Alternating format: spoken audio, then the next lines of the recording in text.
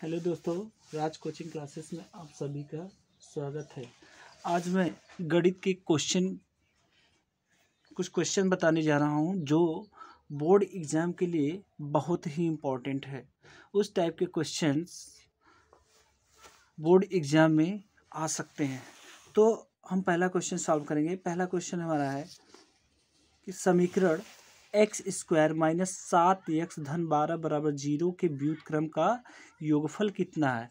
यानी द्विघात समीकरण है तो द्विघात समीकरण यहाँ मूलों के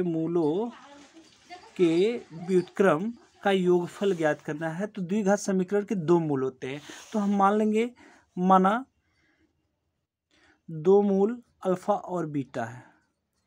दो मूल क्या है? अल्फा और बीटा है। ठीक है, तो जैसा कि हम जानते हैं कि अल्फा प्लस बीटा यानी जो मूलों का योगफल होता है, मूलों का योगफल, तो इसमें दो मूल क्या है? अल्फा और बीटा। अल्फा प्लस बीटा बराबर होता है -b/a। ठीक है, और मूलों का गुणनफल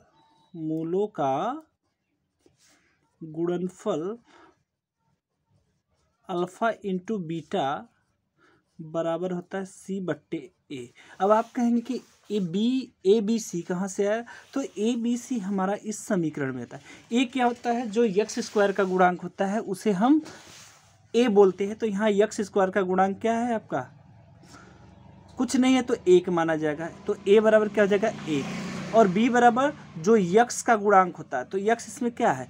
7। इसकी चिन्ह क्या है? माइनस। तो b बराबर हो जाएगा -7। और c बराबर जो अचर पद होता है, तो इसमें अचर पद क्या है? 12। और 12 का चिन्ह क्या है? धन। तो हम यहाँ से अल्फा प्लस बीटा निकालेंगे। अल्फा प्लस बीटा बराबर होता है -b/a। तो माइनस आपका फार्मूले में है और b की वैल्यू कितना है यहाँ पे? -7। -7/a की वैल्यू कितना हो गया? 1। तो यहाँ पे देखिए माइनस माइनस प्लस और 1 का +7 और 1 का डिवाइड करेंगे तो क्या हो जाएगा? वही आएगा। तो अल्फा प्लस बीटा की वैल्यू हो गई हमारा 7। और अल्फा इंटू बीटा बराबर क्या होगा? c/a। तो c की वैल्यू है 12, मतलब 12/a की वैल्यू 1, यानी इसकी वैल्यू हो जाएगी 12। तो हमें क्या करना है? मूलों के व्युत्क्रम का योग। तो मूल हमने क्या माना है? Alpha plus beta. तो इसके व्युत्क्रम का योग। किसके व्युत्क्रम का योग? मूलों के व्युत्क्रम का योग बराबर क्या? मूल क्या आपका? अल्फा और बीटा हमने माना, तो इसका व्युत्क्रम हो जाएगा 1 के बट्टे, यानी 1/अल्फा प्लस 1/बीटा। अब अल्फा और बीटा का हम क्या लेंगे? एलसीएम लेंगे। तो अल्फा बीटा का एलसीएम आ जाएगा अल्फा बीटा।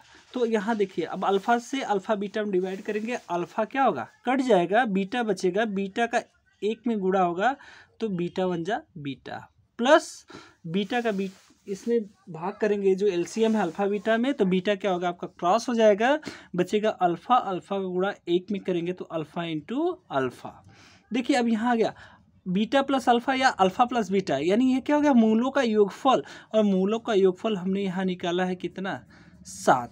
तो इसका लिखेंगे 7/, अल्फा इंटू बीटा, यानी अल्फा इंटू मूलों का गुणनफल है, तो यहाँ हो जाएगा 12। यानी हमारा जो क्वेश्चन दिया गया था कि समीकरण x² माइनस 7x प्लस 12 बराबर 0 के मूल के व्युत्क्रमों का योगफल ज्ञात करें, तो मूलों के व्युत्क्रम का योगफल आ गया है आपका 7/12। ठीक है, तो दोस्तों अब हमारा दूसरा क्वेश्चन है, दिया गया यदि tan थीटा बराबर 1 तो 2 sin theta into cos theta का मान बताना। तो इसके लिए हमें त्रिभुज बनाना पड़ेगा। त्रिभुज, ठीक है, त्रिभुज ABC हमने लेते हैं। त्रिभुज ABC जिसमें कोण B क्या है? आपका समकोण है। तो यहाँ पे दिया क्या है? tan थीटा बराबर 1, इसको 1/1 में लिख सकते हैं। यानी tan थीटा बराबर आपका क्या होता है? लंब बट्टे आधार, लंब बट्टे आधार। ठीक है, तो यहाँ मान लीजिए हम यहाँ थीटा ले लिए, तो थीटा के लिए लंब क्या होगा आपका BC होगा और आधार क्या होगा AB होगा। तो लंब और आधार दोनों का मान कितना है, 1 है, ये भी 1 है और ये भी 1 है। तो हमें यहाँ पे देखिए साइन थीटा और कास थीटा दोनों के लिए हमें क्या चाहिए, कर्ण चाहिए। तो हमें कर्ण का मान पता नहीं है, तो इस त्रिभुज में ABC में पाइथागोरस प्रमेय के द्वारा हम कर्ण AC का मान निकालेंगे। तो हम लिखेंगे त्रिभुज ABC में पाइथागोरस प्रमेय से, पाइथागोरस प्रमेय से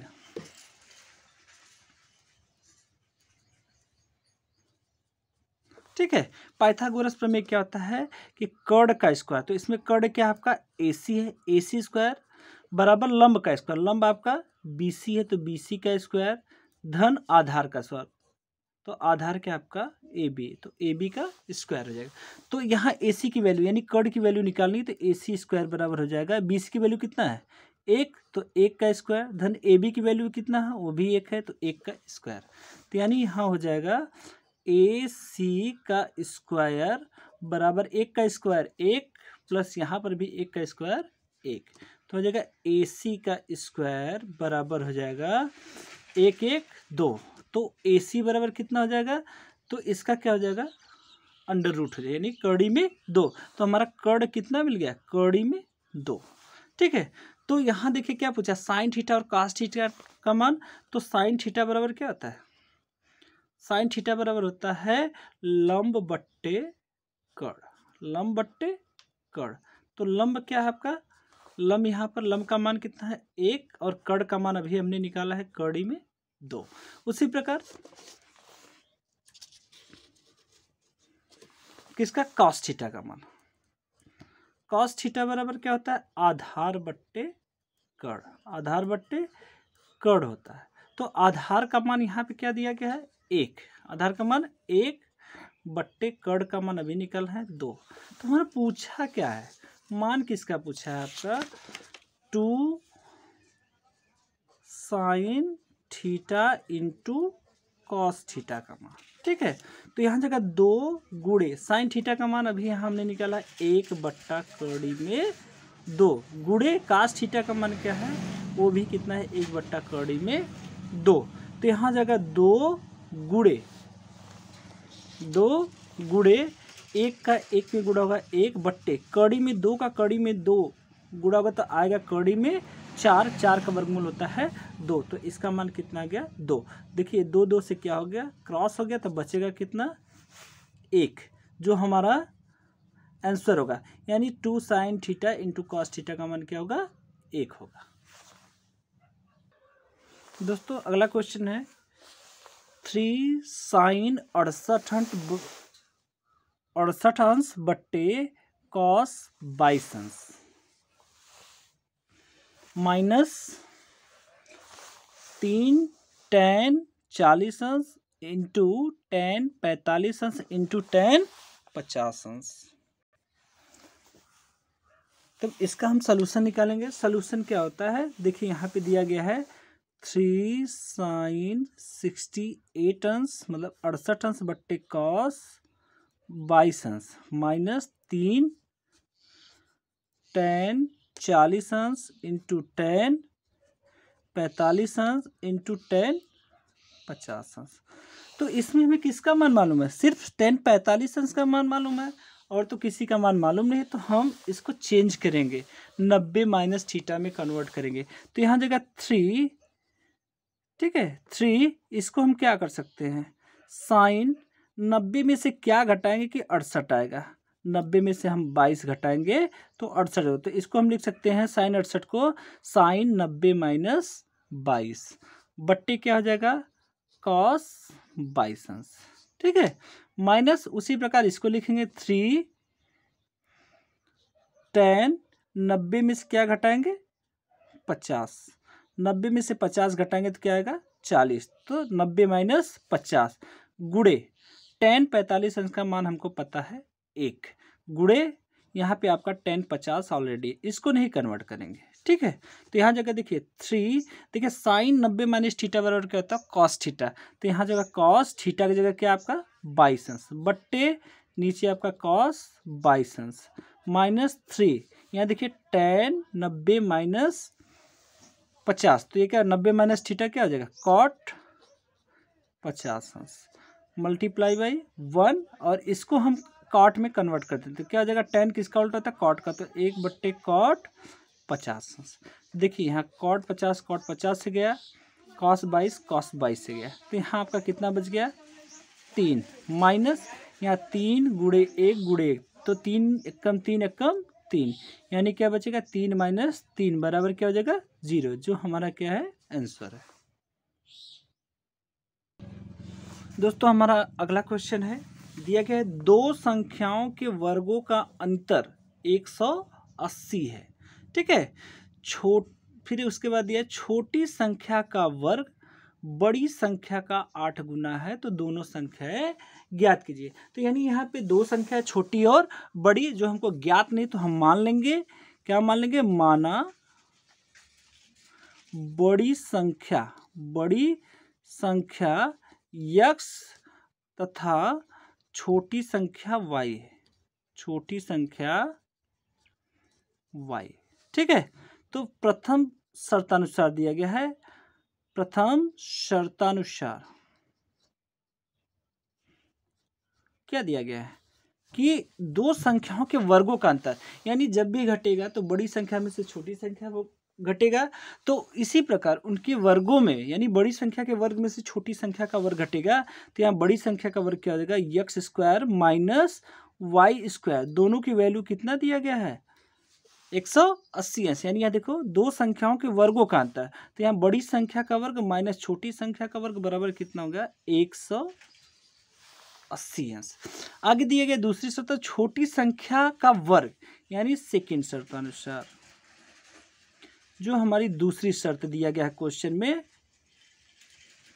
क्या दिया गया है कि छोटी संख्या का वर्ग, तो छोटी संख्या हमने क्या माना y, तो यहाँ y का वर्ग वह किसके बराबर है बड़ी संख्या के 8 गुने के, यानी बड़ी संख्या क्या x उसका 8 गुना यानी गुणा 8, तो यहाँ हो जाएगा y² बराबर y² 8x, समीकरण नंबर 2। तो यहाँ देखिए y² बराबर क्या है 8x, तो समीकरण 1 में देखिए x² माइनस y² है, यहाँ पे क्या है बराबर 180 है, तो y² की जगह हम क्या रखते हैं 8x, तो यहाँ लिखेंगे y² बराबर 8x समीकरण 1 में रखने पर, तो समीकरण 1 है क्या आपका x² माइनस y² बराबर 180 अंश, तो यहाँ x² माइनस y² की जगह हमें क्या रखना है 8x, तो माइनस 8x बराबर 180 अंश, सॉरी 180 अंश नहीं, तो 180 को हम इधर ट्रांसफर करें तो इसका साइन क्या हो जाएगा चेंज हो जाएगा, यानी हो जाएगा x² माइनस 8x माइनस 180 बराबर 0, ठीक है। अब हम इसका क्या करेंगे गुणनखंड करेंगे, तो गुणनखंड कैसे होता है मध्य पदों को तोड़कर, तो यहाँ हो जाएगा x² माइनस देखिए 18 दहम 180, 18x में से 10x हम क्या कर दे घटा दे, तो हमारा बीच वाला पद आ जाएगा 8x, और यहाँ पे ऋण 180 बराबर कितना होगा 0, तो यहाँ दो पदों का हम क्या बनाएंगे जोड़ा बनाएंगे, तो यहाँ से क्या कॉमन होगा x कॉमन हो, तो बचेगा x माइनस 18, और इन दोनों में से क्या कॉमन होगा 10, तो बचेगा x माइनस 18 बराबर क्या 0, फिर दो पद बन गए ये और इसमें से क्या कॉमन होगा x माइनस 18 कॉमन हो गया, तो बचेगा क्या x प्लस 10, ठीक है बराबर क्या 0, तो एक बार हम x माइनस 18 बराबर 0 ले लेंगे, तो x बराबर कितना आ जाएगा 18, और दूसरी बार क्या लेंगे दूसरा गुणनखंड x धन 10 बराबर 0, तो x बराबर क्या होगा ऋण 10, तो ठीक है हम यहाँ पे क्या लेंगे धनात्मक संख्या लेंगे, तो धनात्मक संख्या बड़ी संख्या हमने माना था बड़ी संख्या x बराबर क्या हो गई 18, और छोटी संख्या क्या माना था छोटी संख्या y माना था, तो x का मान हम कहाँ रख दे समीकरण नंबर 2 में, तो यहाँ रखेंगे x का मान समीकरण 2 में रखने पर, समीकरण 2 में रखने पर समीकरण 2 आपका क्या है, y² बराबर 8x। तो y² बराबर क्या हो जाएगा, 8 गुणे x का मान, x का मान कितना हो जाएगा 8, ठीक है। तो बराबर 8 8 कितना हो जाएगा 64। तो y बराबर क्या हो जाएगा 8 का 64 का वर्ग निकल जाएगा वर्गमूल। तो यहाँ हो जाएगा 64, 64 का वर्गमूल क्या होता है, कौड़ी में 64 बराबर 8, यानी ये हमारी क्या हो जाएगी छोटी संख्या।